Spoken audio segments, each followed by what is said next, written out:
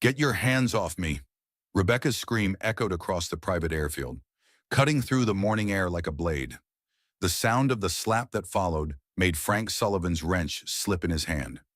He looked up from the aircraft engine he was servicing, his trained eyes immediately locating the source of the disturbance 50 yards away near the sleek corporate jet. A pregnant woman in an expensive dress stumbled backward, her hand pressed to her reddened cheek. The man who had struck her, tall, impeccably dressed, radiating the kind of arrogance that money bought, stepped closer with menacing intent. "You embarrassed me in there." "Rebecca," the man hissed, his voice carrying across the tarmac. "Questioning my business decisions in front of the investors after everything I've given you." Frank's military instincts screamed at him to intervene, but he forced himself to remain still. He recognized the woman now, his daughter Becca, though she looked nothing like the confident marketing executive she had been 3 years ago. Her designer clothes couldn't hide how thin she'd become, except for the obvious pregnancy bump.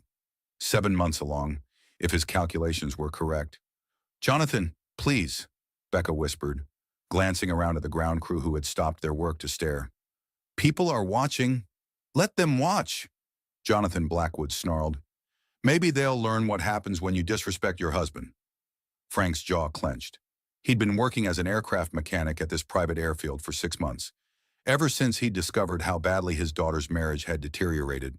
She didn't know he was here, thought he was still working at the commercial airport across town.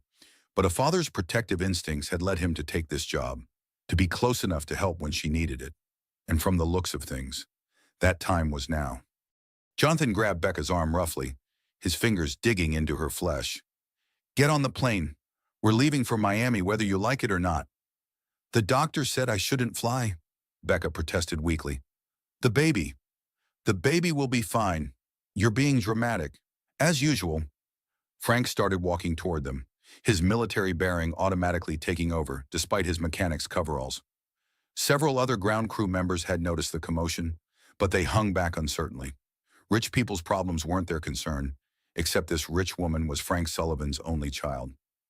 "Excuse me, sir," Frank called out in the calm, authoritative voice he'd perfected during 28 years of Air Force service. "Is everything all right over here?" Jonathan barely glanced at him. "Everything's fine.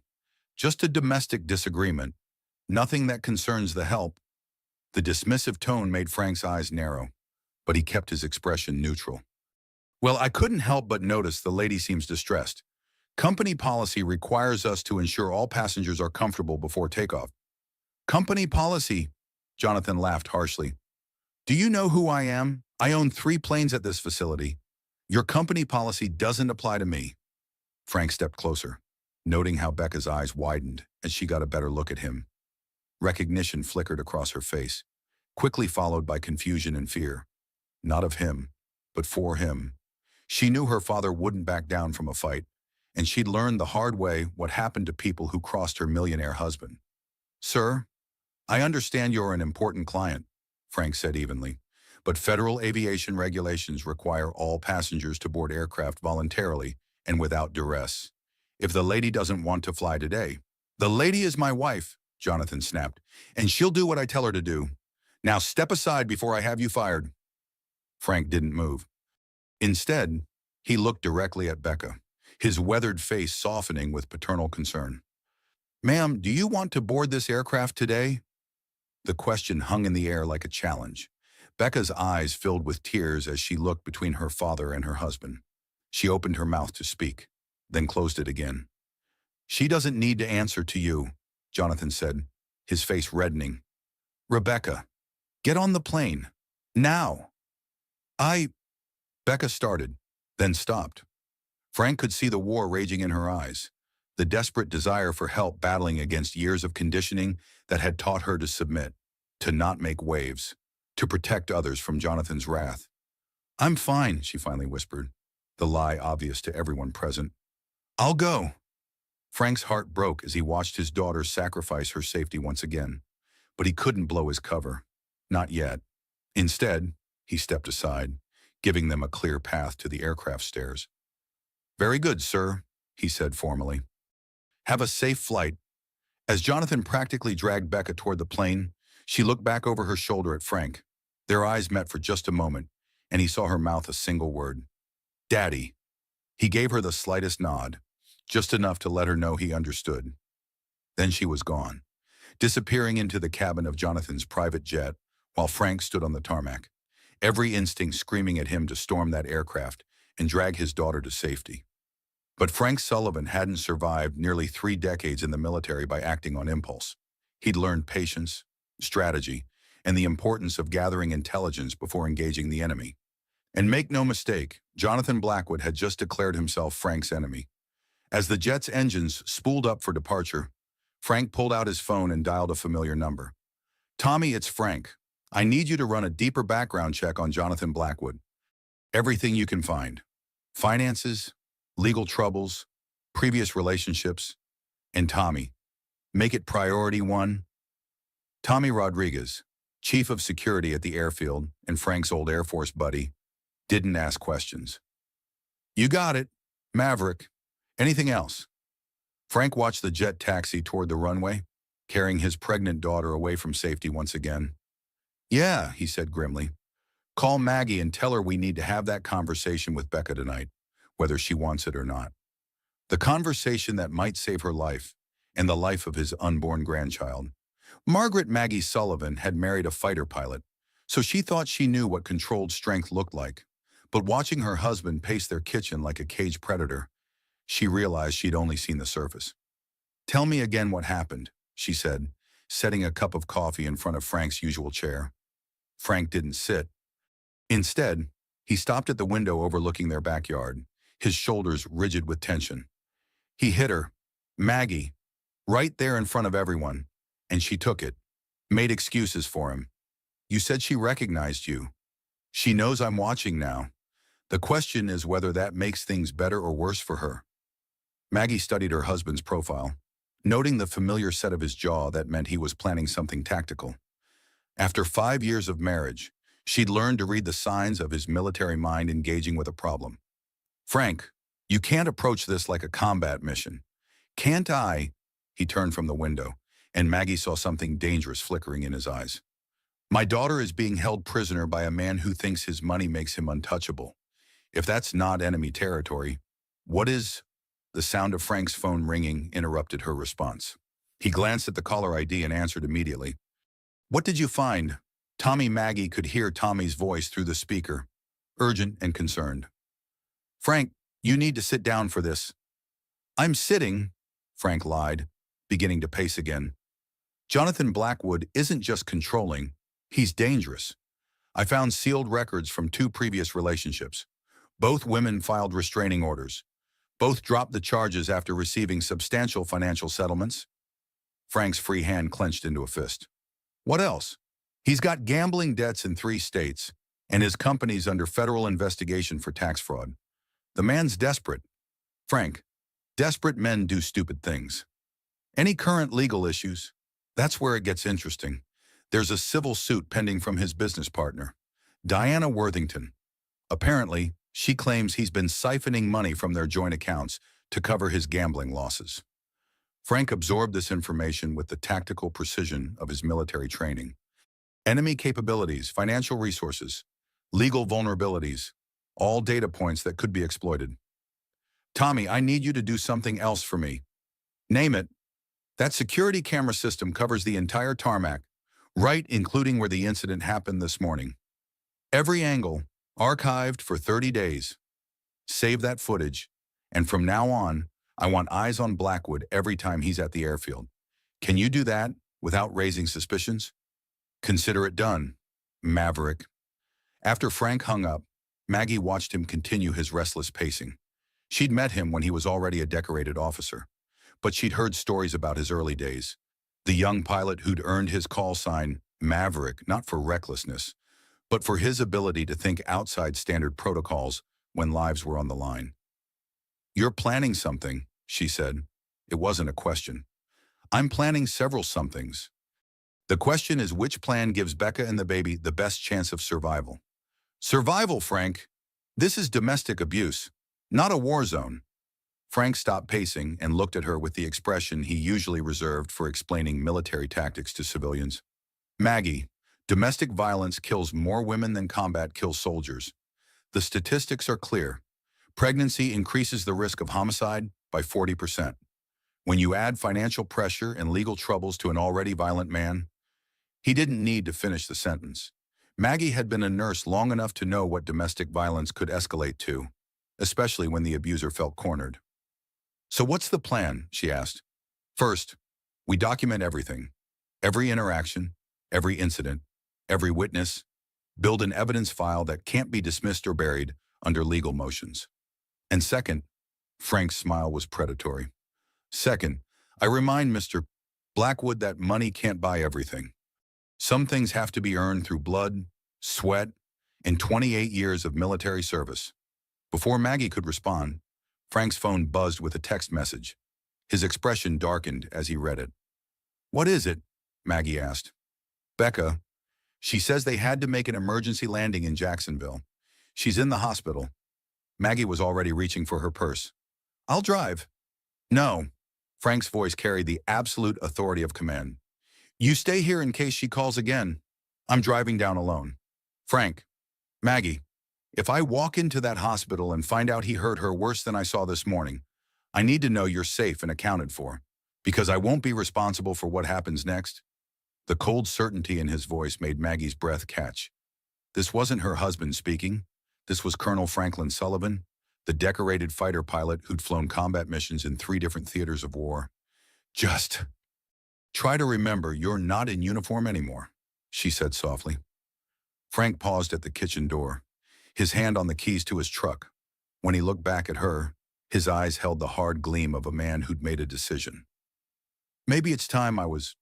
3 hours later, Frank stood in the corridor of Jacksonville Memorial Hospital, still wearing his mechanic's coveralls but carrying himself with unmistakable military bearing. Through the partially open door of room 312, he could see his daughter lying in a hospital bed, connected to monitors that tracked both her vital signs and the baby's heartbeat.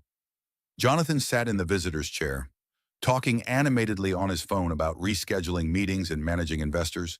He hadn't noticed Frank in the hallway, too focused on damage control for his business interests to pay attention to his hospitalized wife. "I don't care what the doctors say," Jonathan was saying into the phone. "We'll be back in Miami by tomorrow morning." "This is just Rebecca being dramatic again." Frank's jaw tightened as he listened. Through the gap in the door, he could see Becca's face, pale, exhausted, and bearing the unmistakable expression of a woman who'd given up fighting. A nurse approached, her soft-soled shoes silent on the linoleum floor. "Are you here to see Mrs. Blackwood?" "I'm her father," Frank said quietly. The nurse's expression softened with sympathy. "She's been asking for family. The pregnancy complications aren't serious, but she's under a lot of stress." "What kind of complications?" "Early contractions, elevated blood pressure. Dr. Mitchell wants to keep her overnight for observation, but..." The nurse glanced toward the room where Jonathan's voice was getting louder. "The husband is insisting they leave." Frank's military training kicked in. Assess the situation, identify the mission parameters, plan the approach. His daughter was in danger, his grandchild was at risk, and the enemy was distracted. Time to engage. Frank watched from the hospital corridor as Jonathan ended his phone call and immediately started another one, never once checking on Becca's condition or acknowledging the medical equipment monitoring their unborn child's distress. "Diana, it's me," Jonathan said into his phone, his voice carrying the peculiar blend of arrogance and desperation that Frank had learned to recognize in men under pressure. "No, I can't make the Miami meeting. Rebecca had one of her episodes." Through the partially open door, Frank saw his daughter flinch at the dismissive term. He'd heard enough. Frank knocked softly and entered the room. "Excuse me, I'm looking for Rebecca Sullivan. I mean, Blackwood." Becca's eyes widened as she saw her father, but she quickly looked away, fear flickering across her features. Jonathan barely glanced up from his phone conversation. "She's sleeping," Jonathan said curtly, waving Frank away. "Come back later." "I'm awake," Becca said quietly, her voice barely above a whisper. Frank approached the bed, noting the IV line, the fetal monitor, and the way his daughter instinctively pulled the hospital blanket higher, as if trying to hide. The bruise on her cheek from this morning's slap had darkened to an ugly purple. "I heard you were having some complications," Frank said gently. "How are you feeling?" "Sweetheart?" The endearment slipped out before he could stop it, and he saw Jonathan's attention sharpen. But Becca's eyes filled with tears at hearing her father's caring tone after months of Jonathan's cold indifference. "I'm fine," she said automatically. The response so practiced it sounded rehearsed. "Just some minor issues with the pregnancy." Frank's trained eye took in the medical readouts. Elevated heart rate, irregular contractions, stress indicators that painted a picture of a woman and baby in distress. He'd seen similar patterns in combat medics treating soldiers under extreme duress. "Minor issues." A new voice joined the conversation as Dr. Sarah Mitchell entered the room, her expression professional but concerned. "Mrs. Blackwood is experiencing preterm contractions at 31 weeks. That's not minor."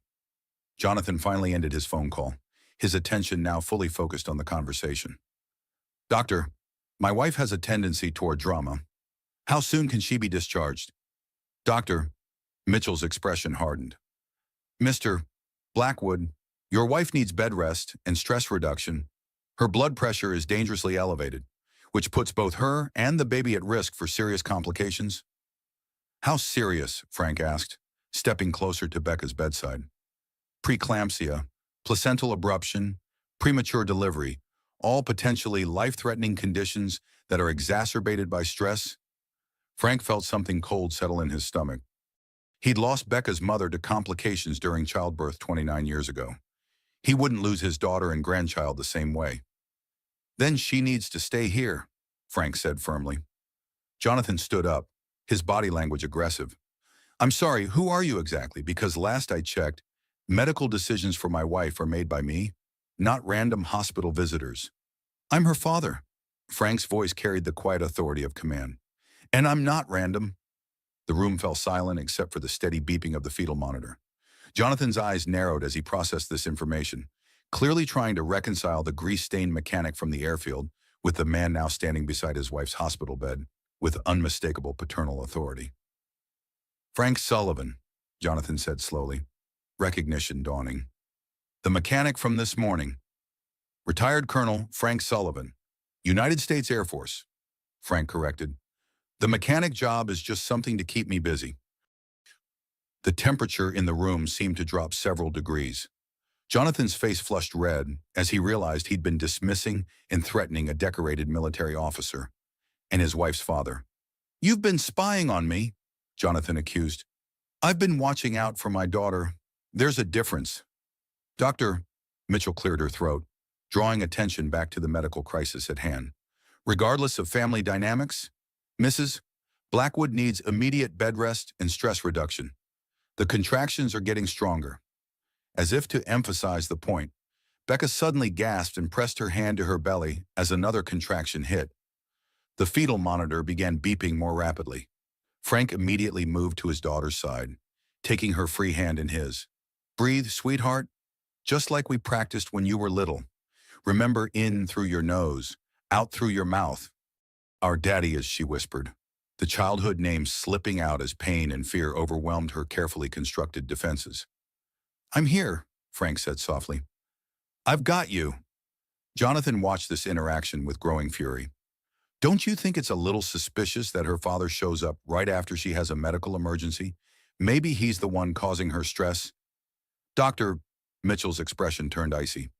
"Mr. Blackwood, in my 15 years of obstetric medicine, I've learned to recognize the sources of stress in my patients' lives. Right now, I'm looking at the primary source." The accusation hung in the air like a challenge. Frank felt a surge of satisfaction at the doctor's blunt assessment, but he kept his expression neutral. Medical professionals were mandatory reporters. If Dr. Mitchell had noticed patterns of abuse, she was legally obligated to document them.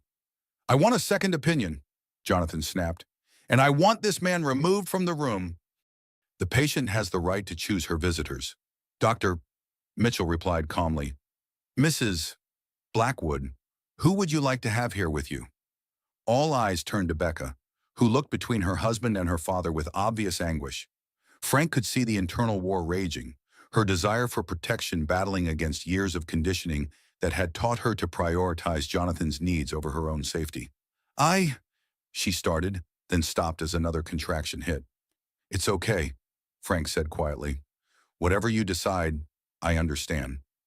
The gentle permission to choose freely seemed to break something inside her. Tears streamed down her face as she looked at her father with desperate eyes. I want my daddy, she whispered. Jonathan's face went white with rage, then red with humiliation. In front of a medical professional and hospital staff, his wife had just chosen her father over him, a public rejection that his narcissistic personality couldn't tolerate. Fine, he snarled. Stay here with Daddy, but don't expect me to pay for this little drama session. He stormed toward the door, then turned back for a parting shot. And don't think this changes anything. Rebecca, you're still my wife, and that's still my baby. I'll be back tomorrow to take you home, whether you like it or not.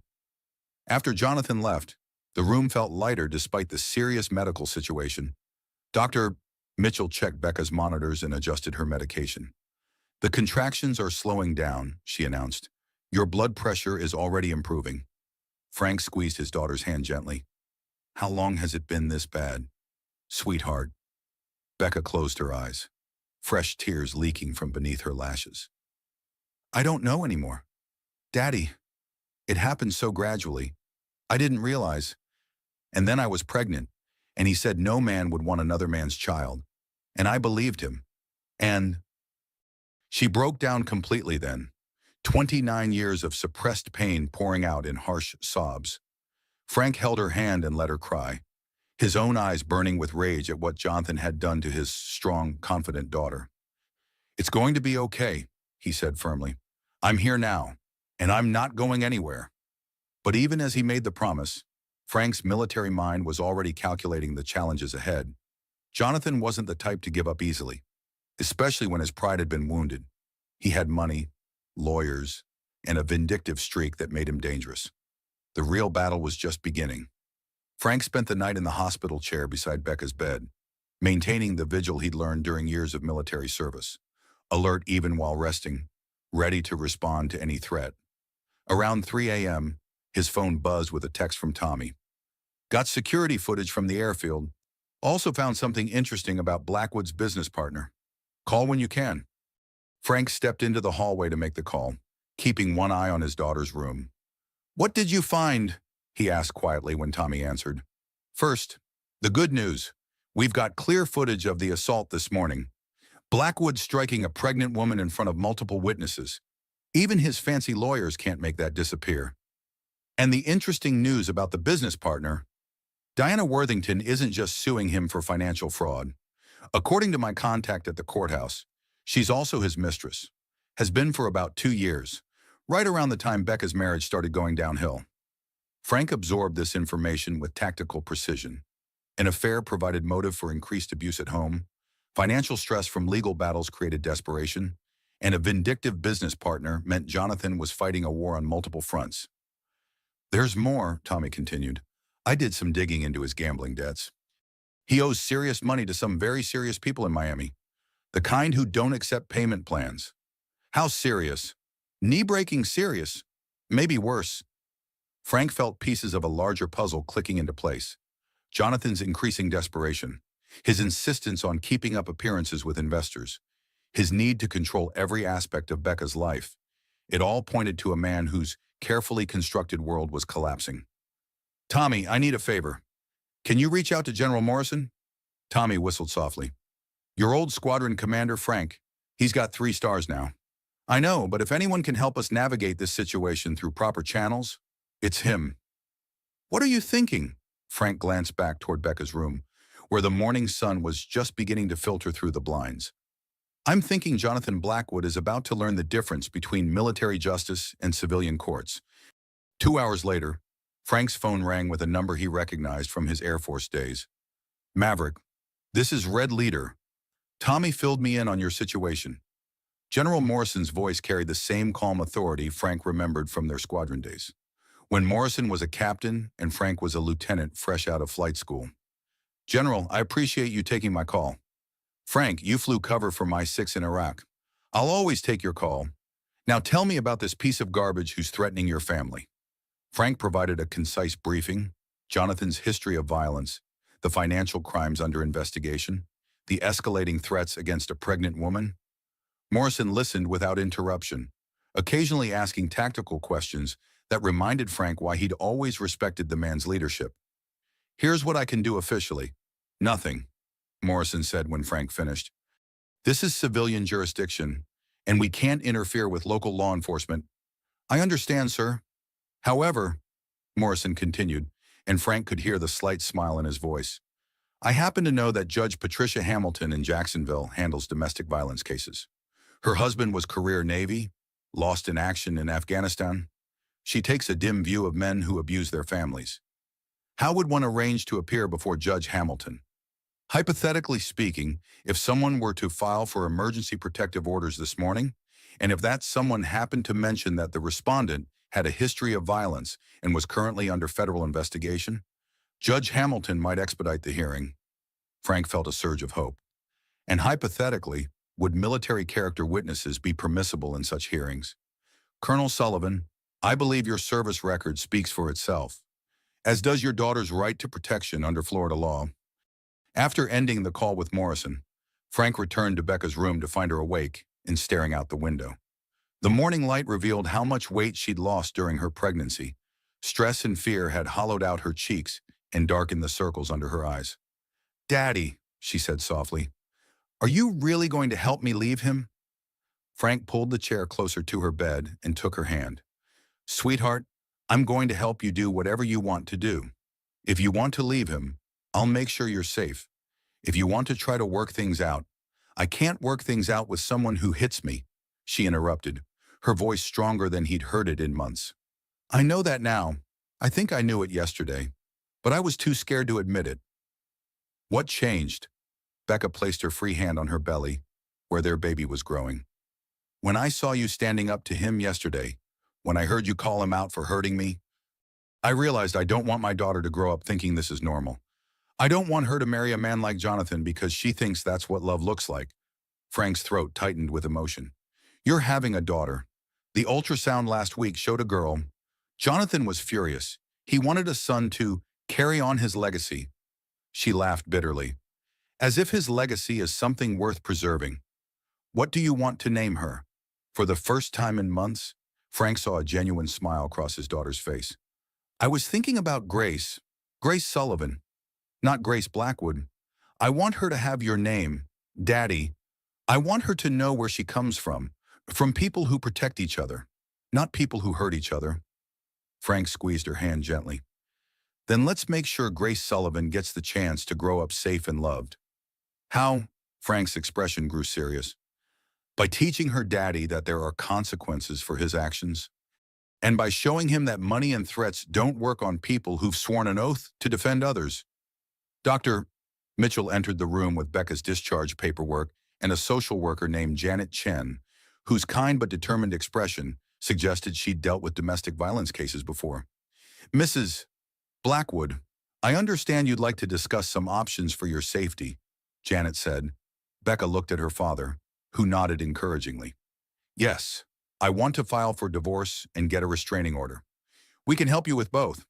There's also a safe house program specifically designed for pregnant women escaping domestic violence." Frank cleared his throat. "With respect, Ms. Chen, my daughter will be staying with me and my wife. Our home is secure, and I have the training and resources to ensure her safety." Janet's eyebrows rose slightly. "Mr. Sullivan, while family support is wonderful, domestic violence situations require special security considerations." "Ma'am," Frank interrupted politely, "I'm a retired Air Force colonel with 28 years of combat and security experience. I've protected everything from nuclear facilities to heads of state. I think I can handle one abusive civilian." The quiet confidence in his voice left no room for argument. Janet made notes on her paperwork, then looked at Becca. "Mrs. Blackwood, are you comfortable with this arrangement?" "I've never felt safer in my life," Becca said firmly. As they prepared to leave the hospital, Frank's phone buzzed with another message from Tommy. "Blackwood's on his way back. ETA 30 minutes. Suggest alternate exit strategy." Frank showed the message to Dr. Mitchell, who immediately called hospital security. "We'll take you out through the staff exit," she said. "And Mrs. Blackwood, I'm required to report suspected domestic violence cases. Your medical file will be available if needed for legal proceedings." 20 minutes later, Frank helped his daughter into his pickup truck while Tommy's security team kept watch for Jonathan's return. As they drove away from the hospital, Becca leaned back in the passenger seat and closed her eyes. "I can't believe I'm really doing this," she said. "You're not just doing it," Frank replied. "You're winning. How can you be so sure?" Frank glanced in the rearview mirror, checking for tails with the automatic awareness of his military training. "Because this time, you're not fighting alone." Frank's house had never felt more like a military compound. Within 12 hours of bringing Becca home, he'd installed additional security cameras, reinforced the door frames, and established communication protocols with Tommy's security team at the airfield. Maggie had transformed the guest room into a sanctuary: soft lighting, prenatal vitamins on the nightstand, and baby-name books that made Becca cry with gratitude. "You don't have to do all this," Becca said, watching her father test the new motion sensors in the backyard. "Yes, I do," Frank replied, adjusting the sensitivity settings. "This is what families do. We protect each other." The contrast wasn't lost on her.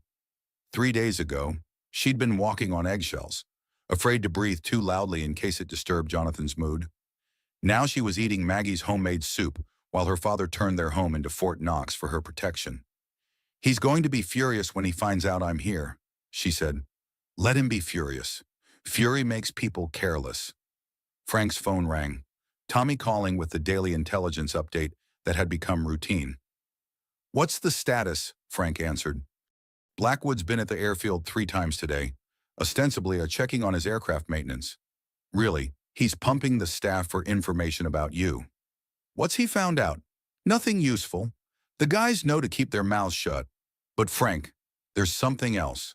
Diana Worthington showed up this afternoon." Frank's attention sharpened. "Jonathan's business partner." "What did she want?" "She asked a lot of questions about security protocols, visitor access, and whether we keep records of who comes and goes. She's gathering intelligence for him." "That's what I figured. There's more. I ran her background. She's got connections to some high-end private investigation firms in Miami. The kind that specialize in finding people who don't want to be found." Frank processed this information with tactical precision. Jonathan was escalating from direct confrontation to surveillance and investigation. The next logical step would be legal maneuvering or direct action. "Tommy, I need you to implement Protocol 7. There was a pause. Protocol 7 was military terminology they developed for high-threat situations requiring coordinated response. "Frank, are you sure that's significant?" "Do it. And Tommy, make sure our friends in Jacksonville are ready for visitors." After ending the call, Frank found Becca and Maggie in the kitchen, working together to prepare dinner. For a moment, the domestic scene reminded him of better times, before his daughter had married a man who'd systematically destroyed her confidence and joy. "Everything okay?" Maggie asked, noting his expression. "Jonathan's mobilizing resources, private investigators, probably lawyers. Maybe worse." Becca's hand went instinctively to her belly. "What does that mean?" "It means he's not accepting the situation, which is what I expected." Frank sat down at the kitchen table, his expression serious. "Sweetheart, I need you to understand something. This is going to get worse before it gets better. Men like Jonathan don't give up easily, especially when their pride is wounded." "I know. But Daddy, I can't go back to living like that. Even if he promises to change, even if he gets counseling, I can't risk my daughter growing up in that environment." "You won't have to, but we need to be smart about this. He has money and connections, which gives him advantages in the civilian world." "And we have what?" Becca asked. Frank's smile was predatory. "We have something money can't buy. People who've sworn oaths to protect and serve, and who take those oaths seriously." The next morning brought validation of Frank's concerns. Becca's phone rang at 7 a.m. Jonathan's lawyer with demands for her immediate return and threats of legal action for parental kidnapping if she didn't comply. Frank listened to the speakerphone conversation with professional interest. The lawyer, Martin Wessex, was clearly experienced in intimidation tactics designed to overwhelm domestic violence victims with legal jargon and threats. Mrs. Blackwood, your husband is prepared to offer substantial financial support in exchange for your cooperation in resolving this matter amicably. I don't want his money, Becca said firmly. I want a divorce and full custody of my child. I'm afraid that's not possible. Mr. Blackwood has substantial parental rights, and frankly, your recent behavior suggests some concerning decision-making patterns. Frank gestured for Becca to mute the phone. He's baiting you. Don't take it. Becca unmuted the call. Mr. Wessex, you can direct all future communications to my attorney. And who might that be? Frank took the phone. Janet Goldman at the Jacksonville Family Law Center. She specializes in domestic violence cases and has an excellent track record against bullying tactics. There was a pause. Who is this? Frank Sullivan. And before you ask, yes, I'm recording this conversation for legal purposes, as is my right under Florida law. The line went dead. Within an hour, Frank's security preparations proved their worth. A black sedan with tinted windows made 3 slow passes by their house, clearly conducting surveillance. Frank photographed the license plate and sent it to Tommy for identification. Private investigation firm out of Miami, Tommy reported back. Registered to Worthington Enterprises. Diana's putting Jonathan's girlfriend to work, Frank observed. It gets better. I did some more digging into her background. Diana Worthington has a history of corporate espionage and what the courts called aggressive business practices. Frank felt pieces of the tactical puzzle sliding into place. Jonathan wasn't just an abusive husband. He was part of a pattern involving financial crime, infidelity, and now possibly criminal conspiracy to harass and intimidate. Tommy, it's time to bring in some friends. Call Morrison and tell him we need a consultation on federal jurisdiction issues. Federal Frank, what are you thinking? I'm thinking that when you combine domestic violence with interstate private investigation harassment, conspiracy to commit fraud, and federal tax charges, this becomes a much bigger case than local family court. And bigger cases get bigger responses? Exactly. That afternoon, Frank was in his workshop when Maggie called out that they had visitors. Through the window, he saw a familiar figure approaching the front door. General Morrison, now in civilian clothes but still carrying himself with unmistakable military bearing. General, Frank said, stepping out to greet him. I didn't expect you to come personally. Frank, when one of my pilots tells me his pregnant daughter is being threatened by criminal scumbags, I take a personal interest. Sanon. Morrison's companion was a woman in a severe business suit who radiated the particular kind of authority that came from federal law enforcement. Colonel Sullivan, I'm Special Agent Sarah Chen with the Financial Crimes Division. We've been investigating Mr. Blackwood's business practices for several months. Your daughter's situation may be connected to our ongoing case. Frank felt a surge of tactical satisfaction. Agent Chen, I think we need to have a very detailed conversation. As they moved inside, Frank caught sight of the black sedan making another pass. This time, instead of feeling concerned, he smiled grimly. Jonathan Blackwood had no idea what kind of forces he just provoked. The federal case against Jonathan Blackwood read like a manual on white-collar crime. Agent Chen spread the documents across Frank's dining room table while Becca listened from the living room, her hand resting protectively on her belly. Tax evasion, money laundering, securities fraud. Chen enumerated.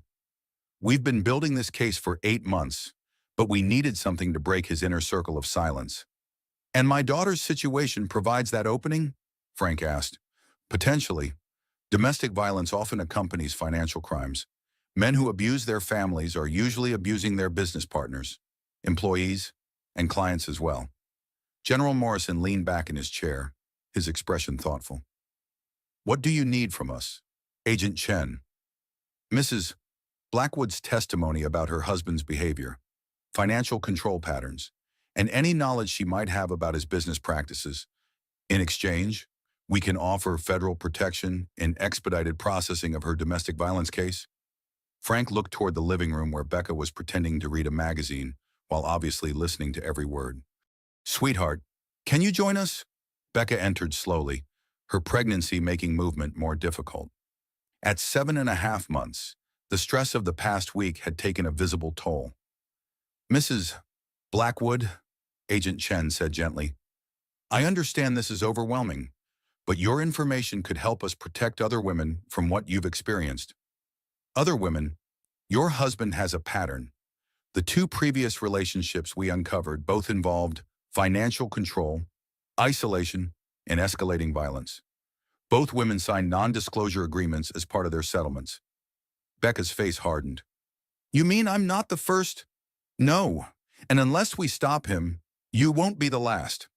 Frank watched his daughter process this information, seeing the moment when her protective instincts shifted from just her own child to all the potential future victims. What do you need to know? Becca asked. For the next 2 hours, Agent Chen walked Becca through a detailed interview about Jonathan's business practices, financial behavior, and associates. The picture that emerged was damning: systematic fraud, tax evasion, and a network of accomplices, including Diana Worthington. The gambling debts are the key, Chen explained. He's been stealing from his own company to pay off bookmakers, then using new investor money to cover the thefts. It's a classic Ponzi scheme. How much money are we talking about? General Morrison asked. $12 million, minimum, possibly more. Frank whistled softly. No wonder he's desperate to maintain control. If this comes out, federal prison, minimum 10 years, asset forfeiture, civil suits from investors, complete financial ruin. The sound of car doors slamming outside made everyone freeze. Frank moved to the window and saw Jonathan's Bentley in the driveway, accompanied by 2 other expensive cars. He brought backup, Frank observed calmly. Agent Chen was already on her radio, calling for federal backup, while General Morrison stepped to the other window to assess the tactical situation. Frank, Morrison said quietly, 3 men approaching the front door, all in expensive suits. One's carrying what looks like legal documents. Frank's military instincts engaged immediately. Maggie, take Becca to the back bedroom. Agent Chen, I assume you're armed always? The doorbell rang, followed immediately by aggressive pounding. Frank opened the door with Agent Chen visible behind him, her federal credentials displayed prominently. Mr. Sullivan, the lead attorney said, I'm Martin Wessex, representing Jonathan Blackwood. We have a court order requiring you to produce Rebecca Blackwood immediately. Frank examined the document with the careful attention to detail his military training had ingrained. This is a temporary custody order from Miami-Dade County. We're in Duval County, Florida. Your jurisdiction ends about 300 miles south of here. The order is valid statewide. Agent Chen, would you like to examine this document? Agent Chen stepped forward, her federal credentials making the 3 men step back involuntarily. FBI Financial Crimes Division. This order appears to be based on fraudulent representations to the court. That's a serious accusation, Wessex said, but Frank noticed uncertainty creeping into his voice. It's also accurate, Chen replied calmly. Mr. Blackwood failed to disclose to the Miami court that he's currently under federal investigation, that his wife has filed domestic violence charges in Jacksonville, and that he violated a restraining order by coming here. Wessex looked confused. What restraining order? Frank smiled grimly. The one that was served this morning. Judge Hamilton was very interested in Mr. Blackwood's history of violence against pregnant women. Point noir. The second attorney whispered something urgent in Wessex's ear, probably about the legal implications of violating a federal restraining order while under financial crimes investigation. Where's Jonathan? Frank asked. In the car, Wessex admitted. Bring him up here. Agent Chen has some questions for him. 5 minutes later, Jonathan Blackwood stood on Frank's front porch, his usual arrogance replaced by barely controlled panic. He looked like a man whose carefully constructed world was collapsing in real time. Rebecca, he called toward the house. Stop this nonsense and come home. We can work this out. Frank stepped closer, his military bearing making Jonathan instinctively step back. Mr. Blackwood, you're in violation of a federal restraining order. Agent Chen here would be well within her rights to arrest you right now. You can't intimidate me, old man. I have rights. You had rights, Agent Chen corrected. Right up until you decided to commit federal crimes and beat pregnant women? Jonathan's face went white as he realized the full scope of what he was facing. I want to speak to my wife. Your soon-to-be ex-wife doesn't want to speak to you, Frank replied. In fact, she's been very helpful in providing information about your business practices to the FBI. The mention of Becca's cooperation with federal investigators broke something in Jonathan's composure. You turned her against me. You poisoned her mind. I didn't have to turn her against you, Frank said quietly. You did that yourself the first time you hit her. Jonathan lunged forward, his rage overriding his common sense. Frank didn't move, didn't flinch, didn't even shift his weight. He simply stood there with the absolute stillness of a man who'd faced far more dangerous enemies and survived. Jonathan stopped inches from Frank's face, suddenly aware that he was threatening a decorated combat veteran in front of federal agents and multiple witnesses. This isn't over, he snarled. Frank's smile was cold and predatory. Yes, it is. You just haven't realized it yet. As Jonathan and his legal team retreated to their cars, Agent Chen turned to Frank with professional admiration. Colonel Sullivan, that was textbook threat de-escalation. Most civilians would have either backed down or escalated to violence. Agent Chen, most civilians haven't spent 30 years learning the difference between looking dangerous and being dangerous. Through the window, Frank could see Becca watching from the bedroom, her hand pressed to the glass. When their eyes met, she smiled for the first time in days, not the brittle, fearful expression she'd worn around Jonathan, but the genuine happiness he remembered from her childhood. His daughter was finally free. Now all he had to do was make sure she stayed that way. The federal investigation moved with surprising speed once Becca agreed to cooperate fully. Within 48 hours of Agent Chen's visit, Jonathan's business accounts were frozen. His assets were under court protection, and Diana Worthington had been arrested for conspiracy and money laundering. Frank stood in his kitchen, reading the morning news on his tablet while Maggie prepared breakfast for Becca, who was finally eating with something approaching normal appetite. Miami businessman arrested in multi-million-dollar fraud scheme, Frank read aloud. Authorities cite domestic violence charges as key evidence in establishing pattern of criminal behavior. They really think that will stick? Becca asked, settling carefully into her chair as her pregnancy reached its final month. Agent Chen seems confident. Apparently, financial criminals often display similar control patterns in their personal relationships. Your testimony about how Jonathan controlled your money, isolated you from friends, and monitored your activities fits the same psychological profile they see in corporate fraud cases. Becca's phone rang. Their lawyer, Janet Goldman, with an update on the divorce proceedings. Becca, I have good news and interesting news, Janet said through the speaker. The good news is that Jonathan's criminal charges are making your divorce case much simpler. The court is inclined to grant everything you've requested. And the interesting news, Diana Worthington wants to meet with you. She's apparently willing to provide additional evidence against Jonathan in exchange for testimony, supporting her claim that she was also a victim of his manipulation. Frank and Becca exchanged glances. The woman who'd been Jonathan's business partner and mistress now wanted to present herself as another victim. What kind of evidence? Frank asked. Financial records showing systematic theft from their business accounts, documentation of Jonathan's gambling debts, and communications proving he threatened her when she tried to end their relationship. So she's throwing him under the bus to save herself? Becca observed. Essentially, yes. But her evidence could ensure he goes to prison for a long time. After ending the call, Frank sat down across from his daughter. What do you think? I think I want to hear what she has to say. If Jonathan did to her what he did to me, then maybe she really is another victim. And if she's not, Becca's expression hardened with the strength Frank remembered from her childhood, before Jonathan had systematically destroyed her confidence. Then I'll know that too. The meeting was arranged for the next afternoon at Janet's law office, with Agent Chen present to ensure all evidence was properly documented. Frank accompanied Becca, ostensibly for moral support, but really because his tactical instincts insisted on assessing Diana Worthington personally. Diana was everything Becca was not: polished, calculating, and radiating the kind of predatory confidence that came from years of corporate manipulation. She wore an expensive suit that managed to look both professional and subtly seductive, and her handshake lingered just long enough to be inappropriate. Mrs. Blackwood, I'm so sorry for what Jonathan put you through, Diana said with perfect sincerity. I had no idea he was abusing you at home. Frank watched his daughter's face carefully, noting the slight tightening around her eyes that suggested skepticism. But you knew he was stealing money from your business, Becca asked. I suspected, but I couldn't prove it until recently. Jonathan was very careful about covering his tracks. Agent Chen leaned forward. Missa Worthington, you were also having an affair with Mr. Blackwood. How did that relationship begin? Diana's composure flickered slightly. Jonathan pursued me aggressively.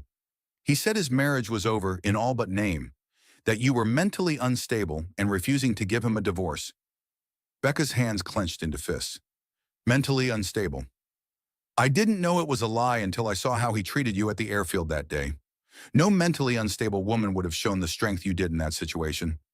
Frank spoke for the first time. Ms.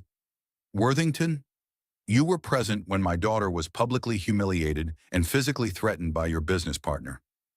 What was your reaction? Diana's eyes narrowed slightly as she evaluated Frank's question. She was clearly trying to gauge how much they knew about her role in encouraging Jonathan's behavior. I was shocked, she said finally. Shocked enough to intervene. No. I was afraid he might turn violent toward me as well. Frank's expression remained neutral, but internally he was cataloging inconsistencies. Diana Worthington wasn't afraid of anyone. She was a woman who'd built a career on manipulation and calculated risks. Her claim of fear didn't match her psychological profile. Ms. Worthington, Becca said quietly, when you and Jonathan were together, did he ever hit you? Not physically, but he was controlling, possessive. He threatened my business interests when I tried to end our relationship, but he never actually struck you. No, Becca nodded slowly. Then you don't know what I went through. You don't know what it's like to live in constant fear, to walk on eggshells, to explain away bruises and make excuses for someone who's supposed to love you. Diana's carefully constructed sympathy began to crack. I understand you're angry. I'm not angry, Becca interrupted. I'm done. Done with Jonathan. Done with his lies, and done with people who enabled his behavior. Agent Chen consulted her notes. Ms. Worthington, security footage from the airfield shows you encouraging Mr.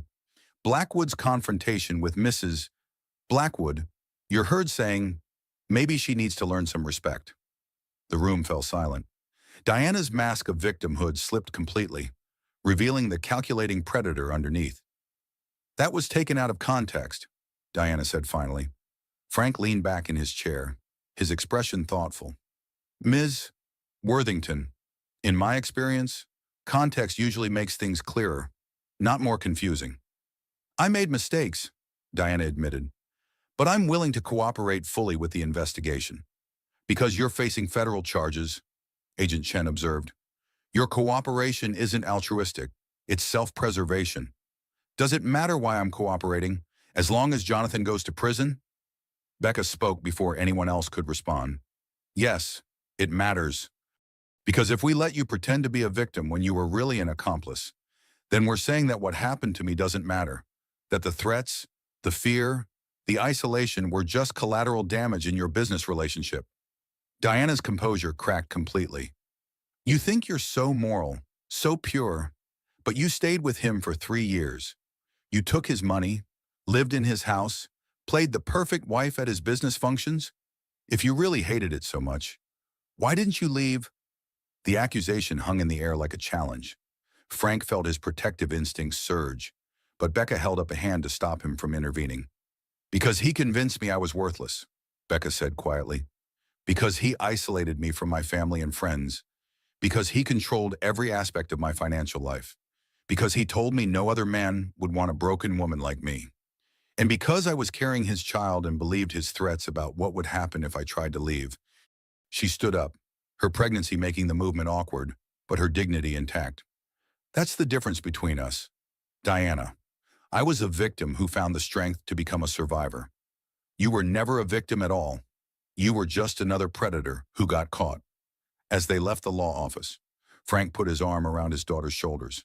I'm proud of you, he said simply. For what? For seeing through her manipulation, for refusing to let her rewrite the narrative, for being stronger than either of them ever gave you credit for. Becca leaned against her father's steady presence. Daddy, do you think Jonathan will really go to prison? Frank's smile was grimly satisfied. Sweetheart, Between the federal charges, the domestic violence evidence, and Diana's documentation of his financial crimes, Jonathan Blackwood is going to have a very long time to think about the consequences of his choices. Good, Becca said firmly. Maybe the next woman won't have to go through what I did. As they drove home, Frank reflected on the tactical situation. Jonathan was effectively neutralized, facing federal charges, financially ruined, and legally prohibited from contacting Becca. Diana's cooperation would ensure his conviction, regardless of her motives. The mission was nearly complete. His daughter was safe, his grandchild was protected, and justice was being served. But Frank Sullivan had learned during 30 years of military service that the most dangerous time in any operation was right before mission completion, when overconfidence could lead to fatal mistakes. He wasn't ready to declare victory yet. Frank's caution proved justified 3 days later when Tommy called with urgent news. Frank, we've got a problem. Jonathan made bail. Frank felt ice settle in his stomach. How is that possible? Agent Chen said the charges were serious enough to deny bail. His lawyers found a technicality in the federal paperwork. Plus, Diana Worthington posted his bond. Diana, I thought she was cooperating with the prosecution. Apparently, she's playing both sides. Tommy's voice was grim. Frank, there's more. He's not responding to attempts at contact, and his phone is going straight to voicemail. My sources at the Miami PD say he cleared out his apartment yesterday. Frank absorbed this information with tactical precision. Jonathan was free, unaccounted for, facing financial ruin and prison time, with nothing left to lose. In military terms, he'd become a broken arrow, an uncontrolled asset with potential for maximum damage. Tommy, implement Protocol 8 immediately. Full security lockdown. Everything. And contact Agent Chen. She needs to know her star witness just became a flight risk. Frank hung up and found Becca in the nursery, folding tiny clothes with the peaceful expression of a woman preparing for new life. The contrast between her serene domestic activity and the danger now approaching made his protective instincts surge. Sweetheart, we need to talk. Something in his tone made her look up sharply. What's wrong? Frank closed the door and activated the signal jamming device he'd installed, a military-grade unit that would prevent electronic surveillance. Jonathan made bail. He's unaccounted for, possibly on the run. Becca's hand went instinctively to her belly. At 36 weeks pregnant, she was vulnerable in ways that made Frank's tactical calculations increasingly complex. What does that mean for us? It means we go to full defensive protocols until he's recaptured. No leaving the house without escort, all communications monitored, and emergency procedures in place. Daddy, you're scaring me. Frank knelt beside her chair, his expression softening. I'm not trying to scare you. I'm trying to keep you safe. Men like Jonathan don't usually run. They usually lash out at whoever they blame for their problems. And he blames me. He blames all of us. But mostly, he blames me for taking away his control over you. As if summoned by their conversation, Maggie appeared in the doorway with Frank's secure phone.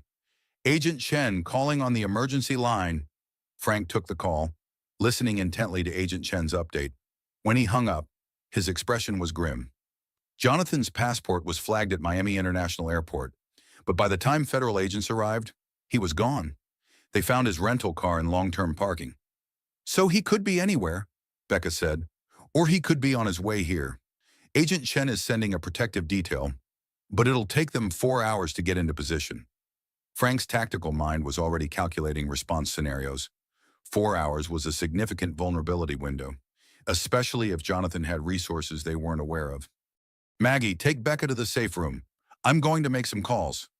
The safe room was actually Frank's workshop, reinforced with steel plating and equipped with communication equipment, medical supplies, and defensive weapons.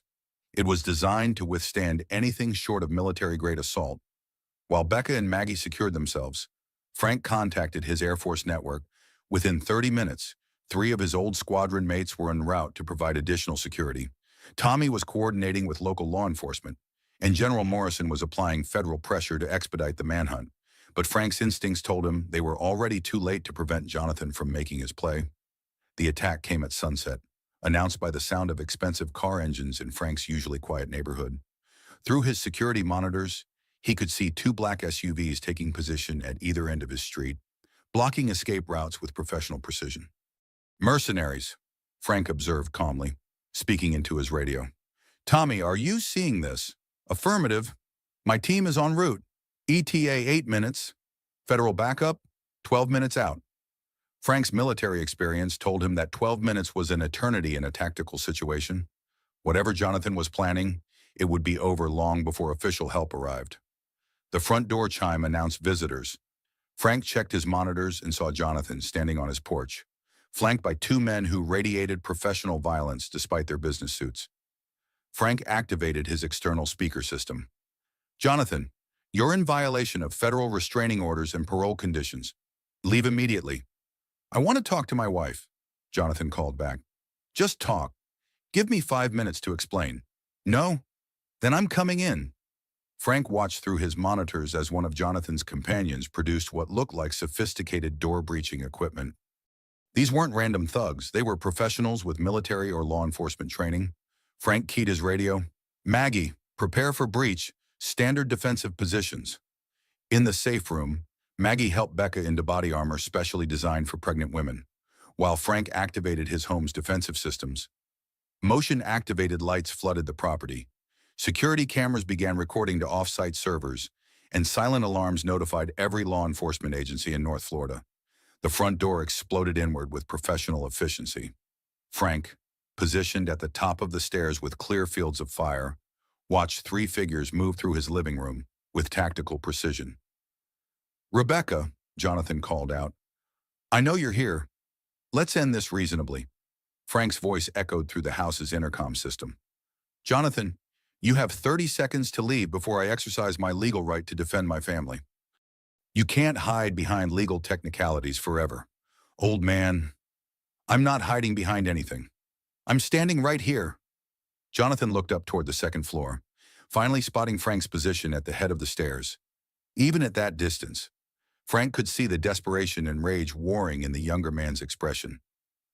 You destroyed my life, Jonathan accused. You destroyed your own life. I just protected my daughter from going down with you. She's my wife. That's my baby.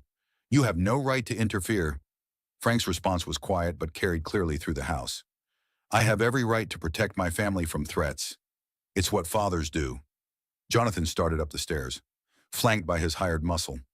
Frank remained motionless, his military bearing making it clear he was prepared for whatever came next. Last warning. Jonathan, turn around and leave, or what you'll shoot me in front of witnesses. Frank's smile was cold and predatory. Jonathan, you broke into my home with armed companions to threaten my pregnant daughter. In Florida, that's called home invasion, and the legal standard for deadly force is pretty clear. The confidence in Frank's voice seemed to penetrate Jonathan's rage-fueled desperation. For the first time, he appeared to realize the tactical situation he'd created, trapped in an armed veteran's house, with federal agents en route, having committed multiple felonies in front of recording devices. You're bluffing, Jonathan said, but uncertainty had crept into his voice. Try me. The sound of approaching sirens made everyone freeze. Jonathan's hired muscle immediately stepped back, professional self-preservation overriding their contractual obligations. Sir, we need to leave, one of them said urgently. Now. But Jonathan's desperation had pushed him beyond rational decision-making. Instead of retreating, he pulled a handgun from inside his jacket, a move that instantly transformed the situation from tense confrontation to active threat. Frank's military training took over. In one fluid motion, he dropped behind cover and acquired his own weapon, a combat shotgun that he'd carried through 2 decades of military service. Armed threat in the house, he said calmly into his radio. Engaging. The next few seconds would determine whether his daughter and grandchild lived or died. Frank's tactical training engaged with crystalline clarity. Jonathan with a handgun, 2 hired mercenaries pulling back toward the exit, sirens approaching from multiple directions, and his pregnant daughter in the safe room below. Mission parameters neutralized the immediate threat without collateral damage. Jonathan, put the weapon down, Frank commanded, his voice carrying absolute authority. This ends badly for everyone if you don't. It already ended badly. Jonathan shouted, his gun wavering as desperation overwhelmed tactical sense. You destroyed everything. My business, my marriage, my reputation. You did that yourself. I just made sure my daughter survived it." Through his peripheral vision, Frank could see the two mercenaries making strategic withdrawals toward the damaged front door. Professional operators knew when a situation had deteriorated beyond salvage. "Sir, we're leaving," one called to Jonathan. "This wasn't part of our contract." "Get back here," Jonathan screamed, but his hired muscle had already disappeared into the night, leaving him alone in Frank's house with a weapon he clearly didn't know how to use properly.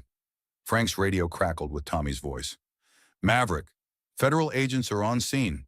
They're requesting you maintain position and await tactical team deployment." "Negative," Frank replied calmly. "Pregnant woman in the house. Armed subject in immediate proximity. I'm resolving this now." Frank rose from cover, his shotgun trained on Jonathan but not in an immediately threatening position. His military bearing was unmistakable, a predator who'd chosen to show restraint rather than weakness. "Jonathan, look at me," Frank said. "Really look. You're holding a gun on a decorated combat veteran in his own home. How do you think this ends?" Jonathan's weapon hand was shaking now, fear finally penetrating his rage-fueled desperation. I just want my wife back. She was never yours to begin with. You don't own people. Jonathan, you never did. I gave her everything: money, clothes, a beautiful home. You gave her a prison with expensive decorations." Frank took a step closer, his tactical assessment complete. Jonathan was emotionally compromised, physically exhausted, and holding his weapon incorrectly.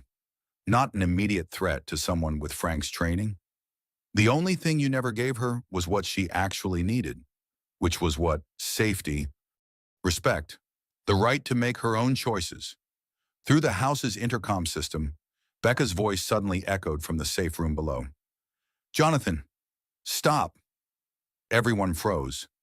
Frank's daughter had activated the communication system, her voice carrying clearly through the house despite the physical barriers protecting her. "Rebecca," Jonathan called out, his attention diverted from Frank for a crucial moment. "I'm here. Jonathan, I can hear everything you're saying." Frank remained motionless, recognizing his daughter's tactical instinct. By engaging Jonathan directly, she was giving Frank positional advantage while potentially de-escalating the emotional component of the threat. "Come out," Jonathan pleaded. "Let's talk about this reasonably." "I can't do that, Jonathan, not anymore." "Because of him," Jonathan gestured wildly toward Frank, his weapon discipline completely abandoned. "Because of you, because of what you did to me, to us, to our marriage." Frank watched Jonathan's body language carefully, noting the moment when desperate hope began shifting toward final rage. It was the most dangerous moment in any confrontation, when the aggressor realized that negotiation had failed and violence was the only remaining option. "If I can't have you," Jonathan said, his voice dropping to something cold and final, "then no one can." He raised the handgun toward the ceiling, clearly intending to shoot through the floor toward the safe room where Becca was positioned. Frank moved. 30 years of military training compressed into 2 seconds of perfect execution. Frank closed the distance between them, used his shotgun to deflect Jonathan's aim, and drove the younger man face first into the hardwood floor with precisely applied force. The handgun skittered away across the floor, leaving Jonathan gasping and disarmed beneath Frank's knee. "Federal agents, we're coming in." Agent Chen's voice echoed through the house as tactical officers swarmed through the broken front door. Frank remained in position, controlling Jonathan until the professionals could secure the scene. "Subject is secured," Frank reported calmly. "Weapon is clear, no shots fired." As federal agents took custody of Jonathan, Frank finally allowed himself to breathe normally. The tactical situation was resolved. His family was safe, and justice would finally be served. "Daddy," Becca's voice came through the intercom.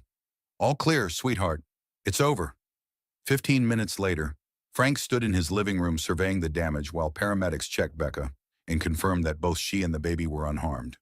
Jonathan was in federal custody, facing charges that would likely result in decades in prison. Agent Chen approached Frank with professional admiration. "Colonel Sullivan, that was textbook threat neutralization. Minimal force, no collateral damage, subject secured without injury." "Agent Chen, that was a father protecting his family. The military training just made it more efficient. Still, we'll need a full debrief for our reports. Frank nodded, watching as Becca emerged from the safe room with Maggie's support. Despite everything she'd been through, his daughter looked stronger than she had in months, as if finally standing up to her abuser had restored something vital that had been taken from her. "Daddy," she said, moving carefully toward him. "Thank you." "For what?" "For showing me that I was worth fighting for. That my baby was worth fighting for. That some things are more important than money or status or keeping peace." Frank embraced his daughter gently, mindful of her pregnancy and the stress she'd endured. "Sweetheart, you always had that strength.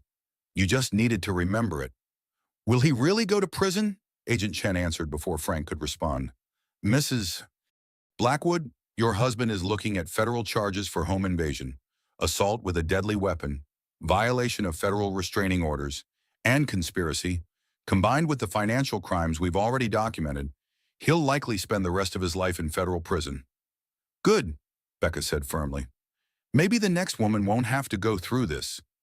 As the federal agents finished their work and the house gradually emptied of law enforcement personnel, Frank found himself alone with his family for the first time in days. The immediate crisis was over, but the work of healing would take much longer. "So what happens now?" Becca asked. Frank looked around his damaged living room, then at his daughter's determined face, and finally at Maggie's supportive smile. "Now we rebuild," he said simply. "We fix what's broken, we prepare for new life, and we move forward together." Through the broken front door, Frank could see the first hints of dawn on the horizon. After the longest night of their lives, morning had finally come. 6 weeks after Jonathan's arrest, Rebecca Grace Sullivan entered the world at Jacksonville Memorial Hospital, weighing 7 pounds and 4 ounces of perfect, healthy determination.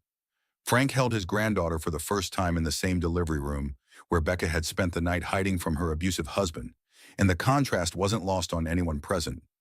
"She's got your eyes, sweetheart," Frank said softly, studying the tiny face that already showed signs of the Sullivan family's stubborn streak. "And your chin," Becca replied, exhausted but genuinely happy for the first time in years. "Poor little thing doesn't know what she's in for." Maggie bustled around the room, photographing everything with the enthusiasm of a woman who'd waited 5 years to become a grandmother. "Frank, you need to sit down before you drop her." "I'm not going to drop her. I've held babies before." "That was 30 years ago, and Becca was a lot bigger when you finally worked up the courage to pick her up." Dr. Sarah Mitchell entered with discharge paperwork and the satisfied expression of an obstetrician whose patient had delivered safely, despite serious complications throughout the pregnancy. "How are we feeling?" "Mom," she asked Becca, "like I could sleep for a week, but also like I could run a marathon." "Is that normal?" "Completely normal. The important thing is that both you and Grace are healthy." Dr. Mitchell's expression grew more serious. "Becca, I want you to know that your medical records have been sealed under federal witness protection protocols. Your ex-husband's legal team can't access them, and any future custody proceedings will be handled through federal court." "What about his parental rights?" Becca asked, the question that had been haunting her throughout the pregnancy. Agent Chen, who had become a regular presence in their lives over the past month, spoke from the doorway. "Mrs. Blackwood, I have good news. Jonathan Blackwood pled guilty to all charges yesterday. Part of his plea agreement includes termination of parental rights." Frank looked up sharply. He agreed to that. His lawyer convinced him it was his only chance of avoiding a life sentence. With his cooperation in the federal case, he'll be eligible for parole in 25 years instead of never. Becca closed her eyes with relief. "So Grace will never have to know him." "Not unless you decide otherwise when she's an adult. But legally, he has no claim to her." The weight that Becca had carried for months finally lifted. Her daughter would grow up free from the shadow of her biological father's violence and manipulation. "There's something else," Agent Chen continued. "Diana Worthington was sentenced this morning. 12 years for conspiracy, money laundering, and obstruction of justice. The judge was particularly harsh because of her role in encouraging domestic violence." Frank felt a grim satisfaction. Justice had been served comprehensively, not just for his family, but for all the other women who might have been Jonathan's future victims. Over the next few days, The Sullivan household adapted to the rhythms of new parenthood. Frank discovered that his military precision was perfectly suited to nighttime feedings and diaper changes, while Maggie's nursing background made her invaluable for everything from swaddling techniques to identifying the subtle differences in Grace's various cries. "You're a natural at this grandpa thing," Becca observed, watching Frank rock Grace with the same calm competence he'd brought to everything else in his military career. "It's just tactical planning with smaller equipment," Frank replied, adjusting Grace's position with practiced ease. "Same principles apply. Assess the situation, identify the objectives, execute the mission." "And what's the mission objective?" Frank's expression softened as he looked down at his granddaughter. "Keep this little warrior safe and happy until she's old enough to fight her own battles. Thinks she'll want to be a pilot like her grandfather. She'll want to be whatever makes her happy. But if she chooses aviation, I'll make sure she gets the best training available." 2 weeks after Grace's birth, Tommy stopped by with news from the airfield. "Frank, management wants to know when you're coming back to work." Frank looked around his living room, where Becca was napping on the couch while Grace slept in her carrier nearby. Maggie was in the kitchen preparing dinner, humming softly to herself. It was the most peaceful his house had been in months. "I'm thinking about retiring from the mechanic job," Frank said. "I've got more important things to focus on now." "I like what—" Frank gestured toward his sleeping daughter and granddaughter. "Like being exactly where my family needs me to be." Tommy smiled. "You know, for a guy who spent 30 years in the Air Force, you've adapted pretty well to civilian life." "Tommy, I spent 30 years learning how to complete missions and protect people. This is just a different kind of mission." "And how's this mission going?" Frank looked at his daughter, who was sleeping without fear for the first time in years. He looked at his granddaughter, who would grow up knowing she was loved and protected. He looked at Maggie, who had embraced her expanded family with characteristic generosity and strength.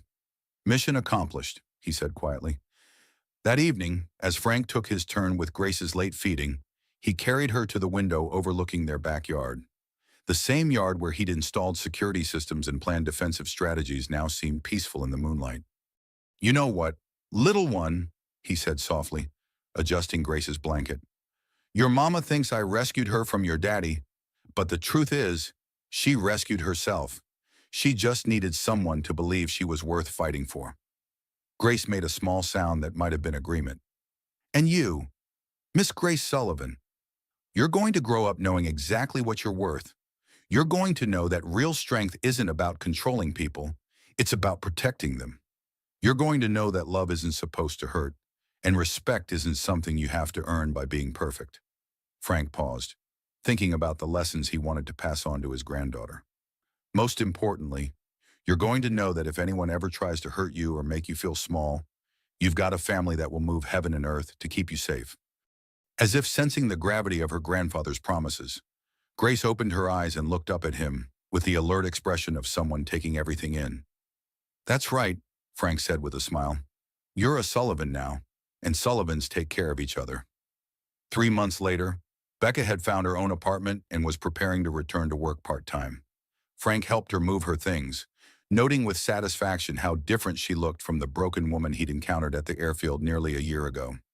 "Are you sure you're ready for this?" he asked, loading Grace's crib into his truck. "Daddy, I was ready months ago. I just needed to remember that I could be, and if you need anything, I'll call. But Frank Sullivan, you raised me to be independent once, and you've helped me remember how to be independent again. Grace and I are going to be fine." Frank knew she was right. His daughter had reclaimed her strength, her confidence, and her future. His mission was complete, but as he watched Becca buckle Grace into her car seat for the drive to their new home, Frank realized that some missions never really ended. Being a father, being a grandfather, being the person his family could count on, that was a lifetime assignment, and Colonel Franklin Sullivan had never failed to complete a mission yet. 6 months later, Frank received a letter from the Federal Bureau of Prisons informing him that Jonathan Blackwood had been transferred to a maximum security facility in Colorado, where he would serve his sentence far from Florida and any possibility of threatening Frank's family. He showed the letter to Becca during their weekly Sunday dinner. "How do you feel about that?" he asked. Becca, who was feeding Grace mashed bananas, while the baby tried to grab the spoon, considered the question seriously. I feel free, she said finally. For the first time since I married him, I feel completely free. Any regrets? Only that it took me so long to ask for help, and that I put Grace at risk by staying as long as I did. Frank reached across the table and squeezed his daughter's hand. Sweetheart, you did what you thought you had to do to survive. Nobody gets to judge those choices except you. Even so, I want Grace to grow up knowing she never has to settle for someone who treats her badly. I want her to know the difference between love and control. She'll know. She's got good teachers. As if summoned by the conversation, Grace chose that moment to successfully grab the spoon and fling banana puree across the kitchen, laughing with delight at her achievement. And apparently, she's already showing signs of the Sullivan independence streak, Becca observed, wiping banana off her shirt. Frank laughed, thinking about his granddaughter's bright future. Grace would grow up surrounded by love, protected by family, and taught that she had value simply by existing. She would never doubt her worth or accept treatment that diminished her dignity. Most importantly, she would grow up knowing that when life got difficult, she had a grandfather who was a fighter pilot, a father who would never let her down, and a family legacy of protecting the people who mattered most. You know what I think, Frank said, helping clean banana off the high chair. What's that? I think little Grace is going to change the world someday. How can you be so sure? Frank smiled, watching his granddaughter attempt to feed herself with determined concentration. Because she's already changed ours. Outside, the sun was setting over Jacksonville, painting the sky in brilliant oranges and reds that reminded Frank of his flying days. But those days of soaring through clouds and defending distant territories seemed less important now than the quiet domestic mission of raising strong women and building a family legacy of love and protection. Colonel Franklin Sullivan had flown combat missions over 3 continents, earned medals for valor, and served his country with distinction for nearly 3 decades. But sitting in his kitchen, watching his daughter laugh while his granddaughter painted herself with baby food, Frank realized this was the most important mission of his life, and he'd completed it with the same precision, dedication, and success that had defined his military career. Mission accomplished.